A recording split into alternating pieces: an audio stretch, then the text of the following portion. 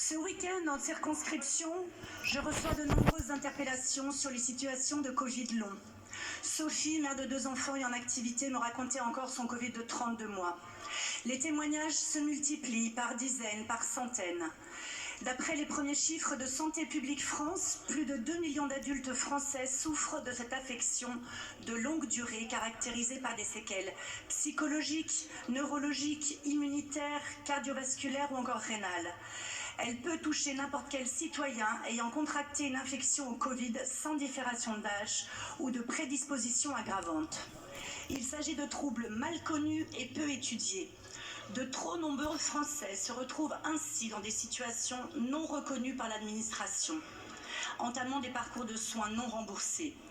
L'association Covid Long France nous alerte notamment sur la très mauvaise intégration et compréhension de la maladie au sein des services de la Caisse d'assurance maladie, tout comme par la médecine de travail ou la médecine de ville.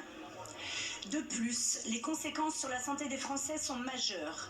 Il est indispensable de mieux le prendre en compte en développant l'accès aux lieux d'écoute.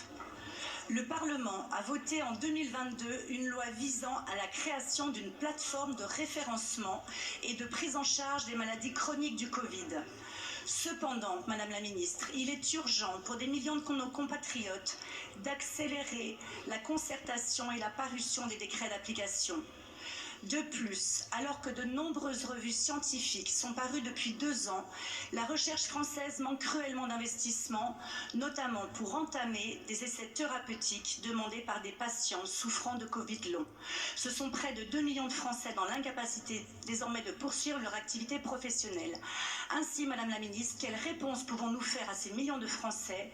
Une réponse qui soit à la hauteur de leurs souffrances, leurs besoins et leurs moyens. Merci. Merci beaucoup. La parole est à Madame Agnès Firmin-Lebaudot, ministre chargée de l'organisation territoriale et des professions de santé. Madame la Présidente, Mesdames et Messieurs les députés, Madame la députée Anne-Cécile Violent. 2 ans et demi après le début de la crise sanitaire, le parcours du combattant n'en finit pas pour les malades du Covid long. C'est bien pour cela que ce sujet est un enjeu majeur pour le ministère, la réponse à cette problématique reconnue, comme vous l'avez signalé, comme une réalité clinique. Le docteur Dominique Martin a été confirmé dans sa mission avec l'appui de la CNAM et de toutes les administrations du ministère fortement mobilisées sur ce sujet. 6 mois après l'apparition de la feuille de route, nous voulons avancer vite.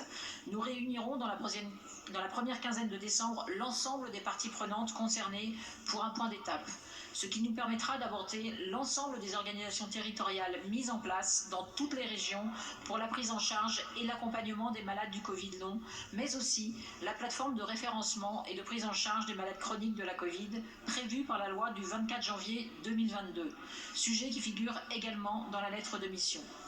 Néanmoins, nous pouvons aussi dire que des actions sont mises en œuvre et il faut peut-être les faire savoir. La CNAM a renforcé la mise à disposition d'informations sur la Covid long avec un espace dédié sur son site qui regroupe tous les éléments utiles aux patients. Prise en charge, éléments médicaux administratifs, ALD, maladies professionnelles, offre de services de l'assurance maladie. Les cellules d'appui et de coordination post-Covid ont été généralisées dans les territoires. L'information des médecins a été renforcée. Mailing à destination des professionnels de santé sur les ressources à leur disposition. Un outil a aussi été développé par la CNAM et l'association Tous Partenaires Covid afin de faciliter le travail du médecin traitant en recueillant les données médicales du patient de manière structurée. Un travail a également été entrepris avec le Collège des masseurs kinésithérapeutes pour réaliser des vidéos de formation sur la prise en charge des Covid longs. Ces vidéos ont été mises en ligne cet été. Les choses avancent, les malades ne sont plus laissés sans réponse, mais leur nombre et la diversité des formes dont ils souffrent doivent nous conduire à accentuer encore la mobilisation de tout le système de santé. Je vous remercie. Je vous remercie, Madame la Ministre. La parole est à Monsieur Dino Cinieri pour le groupe Les Républicains.